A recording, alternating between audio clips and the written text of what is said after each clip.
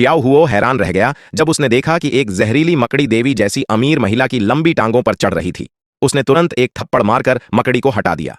दरअसल यह पहली बार नहीं था जब शियाओ हुओ ने ऐसा किया हो। सुंदर अमीर महिला की रक्षा करने के बहाने वह जानबूझकर उसके ऊपर एक विशेष मकड़ी छोड़ता था ताकि उसके करीब आ सके। लेकिन इस बार दवा का असर बहुत तेज निकला। जब अमीर महिला खुद को संभाल नहीं पा रही थी, तब शियाओ हुओ उसे तुरंत कार में ले गया। तभी तेज बारिश शुरू हो गई। उसी समय महिला के तयशुदा मंगेतर का फोन आया। उसे आवाज में कुछ गड़बड़ लगी, इसलिए उसने तुरंत अपने आदमियों को महिला की लोकेशन ट्रैक करने का आदेश दिया। उसने भाड़े के सैनिक भेजे ताकि महिला को वापस लाया जाए और शियाओ हुओ को टुकड़े टुकड़े कर दिया जाए। जैसे ही शियाओ हुओ ने अपनी लड़ाई खत्म की, उनकी कार को दर्जनों ट्रैक्टरों ने घेर लिया। भाड़े के सैनिक नीचे उतरे और बिना कुछ बोले गोलियां चलाने लगे। कार के शीशे टूट गए।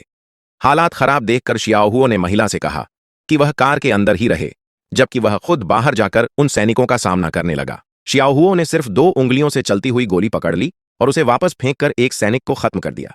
उसने पूरी ताकत से लड़ते हुए सभी दुश्मनों को हरा दिया। लेकिन तभी दूर बैठे एक स्नाइपर ने उस पर लगातार 2 आर्मर पियर्सिंग गोलियां चलाईं। शियाओ हुओ ने फुर्ती से दोनों से बचाव कर लिया।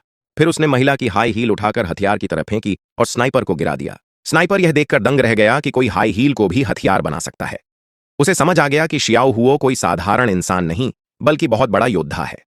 उसे खत्म करने के लिए उसने जापानी निंजा जैसी अदृश्य होने की कला का इस्तेमाल किया और पीछे से हमला करने की कोशिश की। लेकिन उसे क्या पता था कि शियाओ हुओ एक साधक है, इसलिए उसका अदृश्य होना बेकार था। उसने लगातार 3 वार किए, लेकिन हर बार शियाओ हुओ आसानी से बच निकला। गुस्से में स्नाइपर ने फिर तलवार चलाई, मगर शियाओ हुओ ने केवल 2 उंगलियों से उसकी तलवार रोक ली। फिर वह उसका चेहरा देखने के लिए नकाब हटाने ही वाला था कि स्नाइपर खरगोश की तरह भाग गया और जमीन में गायब हो गया। इसके बाद शियाओ हुओ ने घायल सैनिकों से पूछताछ की तो पता चला कि यह सब अमीर महिला के मंगेतर अमीरजादे झांग माजी की साजिश थी। महिला को यकीन नहीं हुआ कि झांग माजी इतना नीच निकलेगा कि उसे पाने के लिए अपहरण तक करवा दे। उसने फैसला कर लिया कि वह ऐसे इंसान से कभी शादी नहीं करेगी। शियाओ हुओ की ताकत देखकर महिला ने उसे अपना निजी बॉडीगार्ड बना लिया, जो 24 घंटे उसकी सुरक्षा करेगा। झांग माजी को हमेशा के लिए दूर करने के लिए अगले ही दिन वह शियाओ हुओ को लेकर कोर्ट पहुंची और नकली शादी का सर्टिफिकेट बनवा लिया। शादी का प्रमाण पत्र मिलने के बाद वह उसे अपने दादा के जन्मदिन समारोह में ले गई और सबके सामने ऐलान कर दिया कि अब वह और शियाओ हुओ शादीशुदा हैं। उसने झांग माजी से कहा कि अब वह उसके बारे में सोचना छोड़ दे। यह सुनकर झांग माजी आग बबूला हो गया। महिला को पाने के लिए उसने एक और चाल चली। उसने अपने हत्यारे को खाना में जहर मिलाने का आदेश दिया।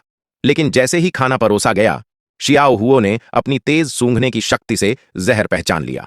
महिला को बचाने के लिए उसने पूरी मेज को एक लात मारकर उलट दिया।